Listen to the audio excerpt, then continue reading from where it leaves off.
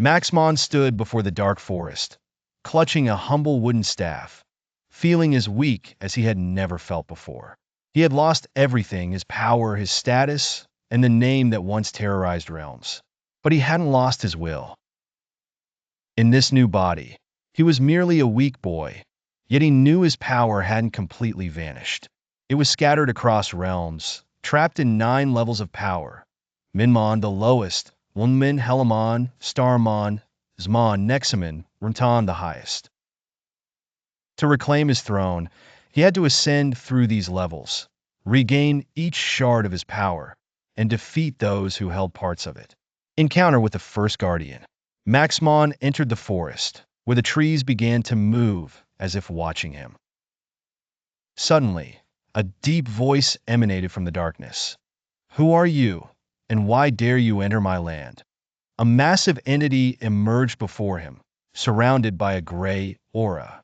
This was the first guardian, Rugmir, who held the first shard of Maxmon's power. Despite his weakness, Maxmon stood confidently, saying, "I am here to reclaim what is mine. Surrender the shard, or face my wrath." Rugmir laughed mockingly. "Your wrath? You are just a weak human now, unable to cast even a single spell." But Maxmon didn't need complex spells. He concentrated his meager energy, using remnants of his spiritual power. He raised his hand and began to mutter in the ancient language of magic. Suddenly, black energy erupted from the ground, enveloping Rugmir. The guardian screamed as he felt his power being drained. Maxmon didn't need physical combat. He could absorb energy directly, even in his weakened state. As Rugmir collapsed, Maxmon felt the first shard of his power return to him.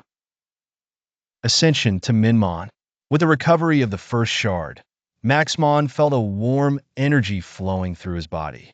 He was no longer a mere ordinary human. He had now reached the Minmon level, the first step in his journey to reclaim his true power. But this was only the beginning. 8 more levels awaited him, each governed by a foe stronger than the last. Moreover, William was watching him. From a distant place, William stood in his dark castle, gazing at a magic mirror reflecting the forest's events. He smiled slyly and whispered, "So you're not dead yet. Well, I won't let you reach me so easily, my old master." End of episode 2. Where will Maxmon go next? Can he regain his power before William finds a way to eliminate him for good?